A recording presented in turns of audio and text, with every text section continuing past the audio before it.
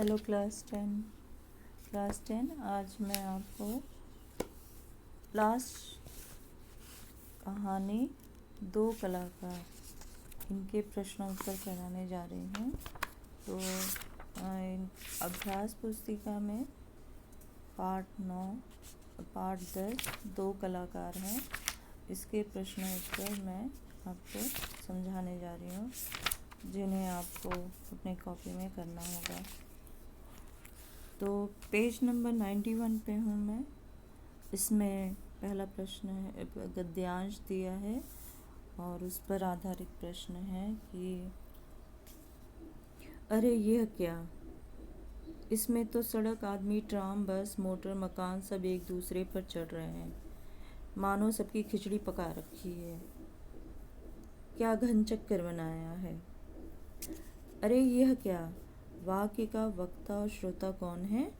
उपर्युक्त कथन का संदर्भ स्पष्ट कीजिए।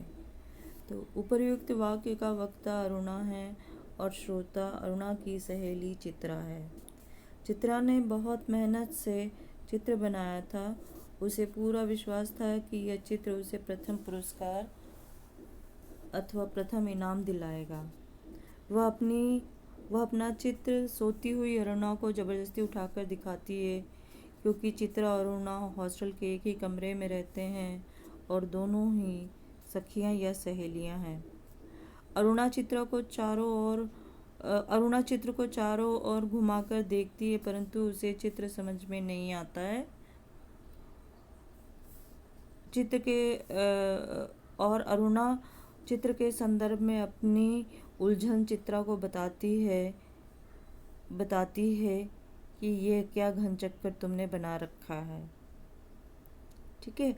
अगला दूसरा इसका भाग है कि चित्र को चारों ओर घुमाते हुए वक्ता ने श्रोता को चित्रों के संबंध में क्या सुझाव दिया था। तो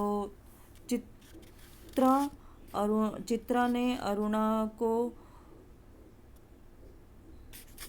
अपना नया बनाया हुआ चित्र दिखाते हुए उसे चित्र के संबंध में पूछा है। अरुणा चित्र को चारों ओर घुमाती है, परंतु उसे कुछ समझ में नहीं आता है कि चित्र में है क्या। अतः वह चित्रा को सुझाव देती है कि जब भी कोई चित्र बनाए तो उसका नाम लिख दिया करे, अन्यथा गलतफहमी हो जाती है। चित्रा हाथी का चित्र बनाए और वह उसे उल्लू का चित्र समझ बैठे। ठीक है। अगला प्रश्न जो है उसमें ग भाग, खिचड़ी पकाकर और घन चक्कर शब्दों का आशय स्पष्ट करते हुए बताइए कि इनका प्रयोग किस संदर्भ में किया गया है और क्यों। चित्रा ने जो चित्र बनाया था उसे देखकर अरुणा को लगा कि चावल, दाल, सब्जी सब मिलाकर एक साथ खिचड़ी पका दी गई है, जिसे देखकर सिर चकरा जाए। अरुणा ने चित्र को ध्यानपूर्वक देखा तो उसे चित्र में सड़क, आदमी, ट्राम, बस, मोटर, मकान सब एक दूसरे पर चढ़ते हुए नजर आए। इसे ही अरुणा ने खिचड़ी कहा है और चित्र को देखकर अरुणा का सिर चकरा जाता है और उसे वह घन चक्कर कहती है। ठीक है। इसका आखिरी भाग है घ। श्रोता ने अपने चित्र को किसका प्रतीक बताया, वक्ता ने उसकी खिल्ली किस प्रकार उड़ाई। तो श्रोता चित्रा ने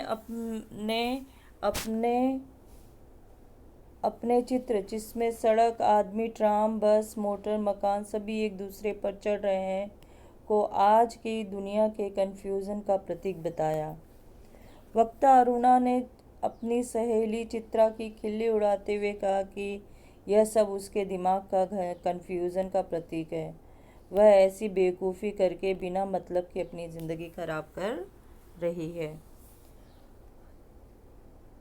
आगे अगला गद्यांश दिया है। पर सच कहती हूँ, मुझे तो सारी कला इतनी निरर्थक लगती है, इतनी बेमतलब लगती है, बता नहीं सकती। वक्ता को किसकी कला निरर्थक लगती थी और क्यों। तो वक्ता अरुणा को अपनी सहेली चित्रा की कला निरर्थक लगती थी, क्योंकि वह उससे बेमतलब और बेकार समझती है। उसका मानना था कि ऐसी कला किस काम की जो इंसान को इंसान न रहने दे। वह ऐसा इसलिए कहती है क्योंकि चित्रा को दिन दुखियों से कोई मतलब नहीं था। वह सदैव अपने रंग और तुलिकाओं में डूबी रहती थी। दुनिया में कितनी भी बड़ी घटना हो जाए, यदि उसमें उसके चित्र के लिए कोई आइडिया नहीं तो वह घटना उसके लिए कोई मतलब नहीं रखती थी। इसका ख भाग है, वक्ता ने उसकी कला पर व्यंग करते हुए क्या कहा और उसे क्या सलाह दी। वक्ता अरुणा को अपनी सहेली चित्रा की कला निरर्थक और बेमतलब लगती है। उसकी दृष्टि में ऐसी कला का कोई महत्व नहीं है जो मनुष्य को मनुष्य न रहने दे। चित्रा अपनी दुनिया में रंग और तुलिकाओं में इतना व्यस्त रहती थी कि उसके आसपास के जीवन और लोगों से उसका कोई सरोकार नहीं था। अरुणा को लगता है कि निर्जीव दुनिया में रंग भरने से अच्छा है कि दूसरों के जीवन में, सजीव जीवन में रंग भरा जाए। इसलिए वह चित्रा को सलाह देती है कि इन चित्रों की जगह वह अपना समय गरीब बच्चों को पढ़ाने और उन्हें साक्षर करने में बिताए। उसके पास में सामर्थ्य भी है और साधन भी उपलब्ध है। ग भाग है इसका, वक्ता अरुणा की बात पर श्रोता चित्रा ने हंसते हुए वक्ता की बात पर श्रोता ने क्या प्रतिक्रिया व्यक्त की और क्यों। वक्ता अरुणा की बात पर श्रोता चित्रा ने हंसते हुए अरुणा से कहा, यह काम उसने अरुणा के लिए छोड़ दिया है। जब वह विदेश चली जाएगी तो वह सारी दुनिया का कल्याण करने के लिए झंडा लेकर चल पड़े। क्योंकि चित्रा अरुणा की अभिन्न मित्र है और दोनों में वार्तालाप बिना संकोच और लाग लपेट के होती है। सच्ची मित्रता की यही निशानी है।